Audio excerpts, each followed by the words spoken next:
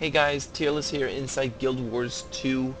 The Heart of Thorns expansion is really close, and I would love to give you guys a preview of the new changes that are coming to all the professions in Guild Wars 2 Heart of Thorns. Especially, I would like to look at the elite specializations and the brand new profession that will be coming, the Revenant. However, before I can do that, I really need to go through and explain some of the new changes that have been brought to Guild Wars 2 over the past year so that you're not completely lost in those videos. In the last year, ArenaNet has decided to kind of change how leveling and specialization works, so I would like to kind of look at that so that you're not completely lost. If I open up the Build tab, you can see this is very different from what it used to be. It used to be 5 trees, and you would spend your points throughout those trees to create your build. That is no longer the case. Now you have your skill bar here, and then you have 3 specializations. Before, you were given something like 14 points, and you were able to choose, okay, I'd like to go, 4 points here, 6 points here, and divide them up however you want. You could even go into all 5 trees. That is not the case anymore. Now you have 3 options. You can only choose 3 options. You must stick to those 3 options. You cannot go into all 5. And you can choose 1 in each one of these trees along the way. So I'm in Death Magic right here on my Necromancer, and I have a minor for each one, and then for each tree I can switch to each one. It's just like a little flow chart. So not much difference there. There were a lot of abilities that were taken out of the game. For instance, Ricochet for Thief Pistols has been removed from the game. Some have been condensed. They felt that they were essential and that pretty much everyone took them. So an Elementalist always went into the Arcane Tree for Blasting Staff. That is now baseline for a staff, so you don't have to go into that now. So they've condensed some abilities, removed some, and now give you 3 viable options for each one of the trees as you go throughout your specialization. Now you can still choose any one of the 5. You can only have 3 active at a time though. So you can see I have all of them active right here. Or not active, excuse me.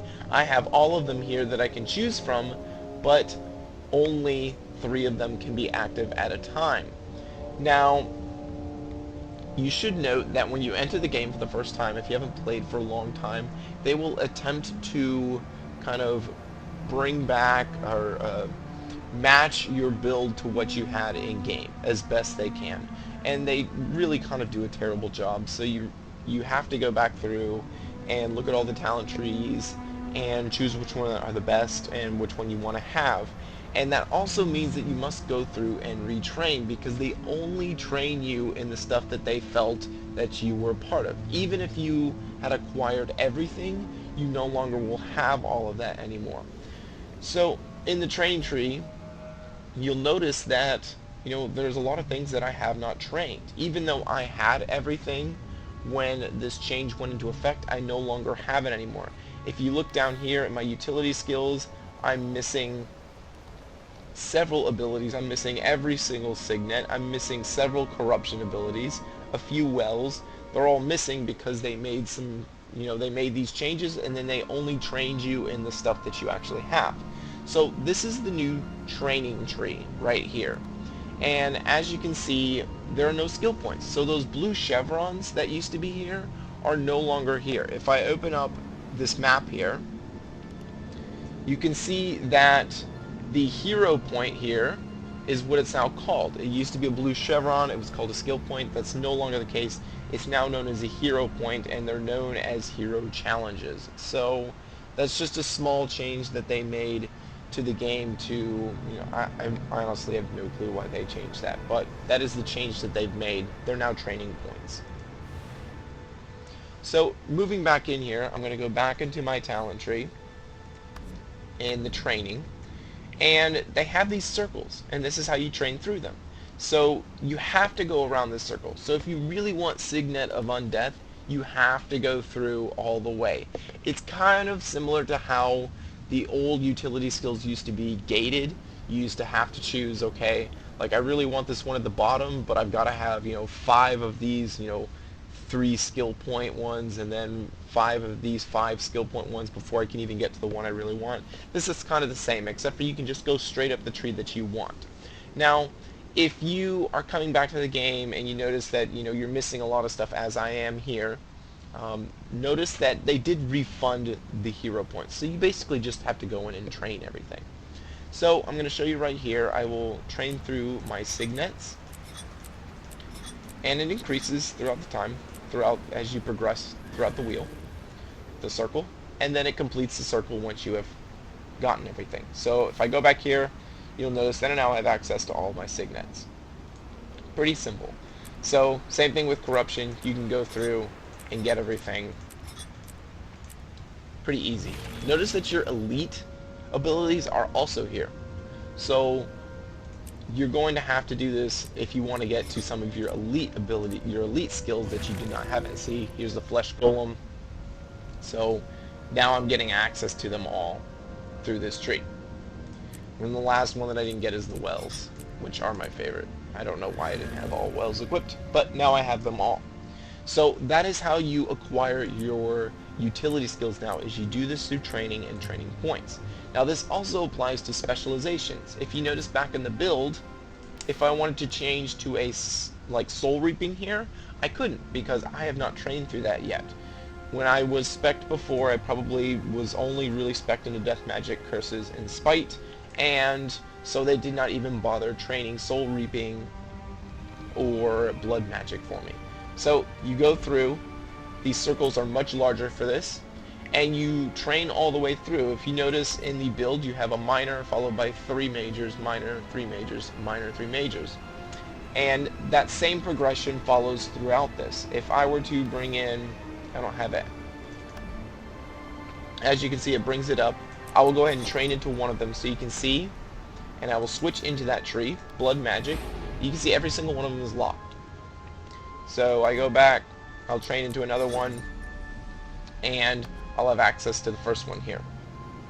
So that is how you're going to train through these trees. And I'll go through them, build it up.